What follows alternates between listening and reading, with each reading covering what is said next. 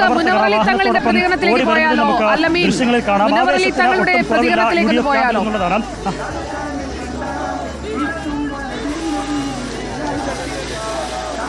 പ്രതികരണം ഒന്ന് ശ്രമിക്കാവുന്നതാണ്. ഒന്ന് വെയിറ്റ് ചെയ്യുക. ഒരു വാഹനത്തിൽ നിന്ന് ഇറങ്ങി മറ്റൊരു വാഹനത്തിൽ കയറിയാൽ മാത്രമേ ആ പ്രതികരണം എനിക്കൊന്ന് എടുക്കാൻ പറ്റുകയുള്ളൂ എന്നുള്ളതാണ്. അതിനുള്ളൊരു അവസരം പ്രവർത്തകരെല്ലാവരും ആ വാഹനത്തിനൊപ്പം എത്താൻ ഓടിക്കൊണ്ടിരിക്കുന്നു. അല്ലമീൻ കയറുന്നു. മുനവറലി തങ്ങളിന് ഒരു സലാം പറയാൻ അല്ലമീന പണിപ്പെടേണ്ടി വന്നു. രാഹുൽ വൈബായി മാറിയിരിക്കുകയാണ്. ഷാഫിയുടെ വൈബ് കഴിഞ്ഞു. അല്ലമീൻ വീഴരുത്. പിന്തുടരാവകാശം രാഹുലിനാണ് എന്ന് എഴുതാൻ പോവുകയാണ്.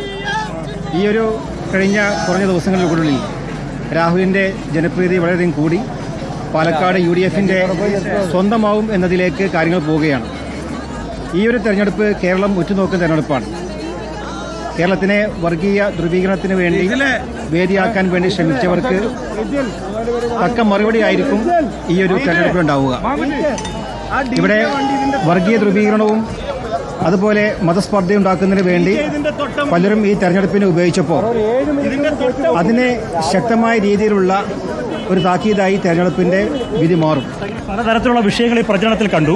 ഈ മുസ്ലിം ലീഗിനെയൊക്കെ മുഖ്യമന്ത്രി ഇതുവരെ വിമർശിച്ചിട്ടുണ്ടെങ്കിലും കഴിഞ്ഞ ദിവസം തങ്ങൾ കുടുംബത്തേക്ക് അധിക്ഷേപിക്കുന്ന തരത്തിൽ അല്ലെങ്കിൽ പേരെടുത്ത് പറഞ്ഞ് വിമർശിക്കുന്ന ഒരു നടപടിയിലേക്കൊക്കെ പോയി. അതിനൊക്കെ എങ്ങനെയാണ് കാണുന്നത്? അല്ല, അത് രാഷ്ട്രീയമാകുമ്പോൾ എല്ലാവരും അവരുടേതായ അഭിപ്രായങ്ങൾ പറയും. പക്ഷേ ഞങ്ങളുടെ കുടുംബത്തെ സംബന്ധിച്ചിടത്തോളം അങ്ങനെ മറുപടി പറയുക എന്നുള്ളത് ഞങ്ങളുടെ സംസ്കാരമല്ല. അതിപ്പോൾ അങ്ങനെ നിൽക്കട്ടെ എന്നുള്ളതാണ്.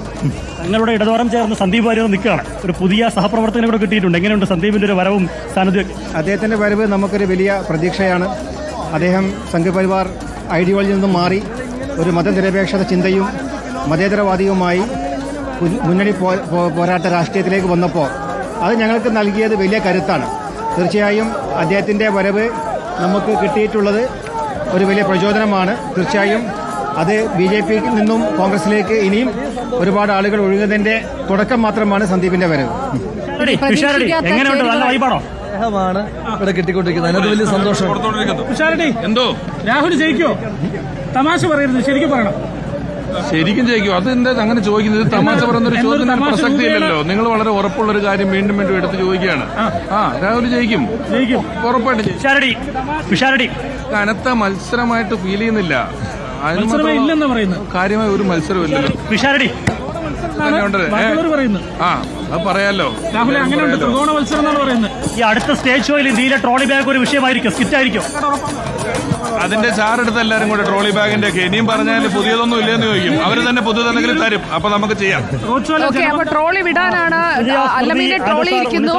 അല്ലമീനെ ട്രോളി ഇരിക്കുകയാണ് പിഷാരടി. തൽക്കാലം നമുക്ക് ആ സ്റ്റാൻഡ് വിടാം.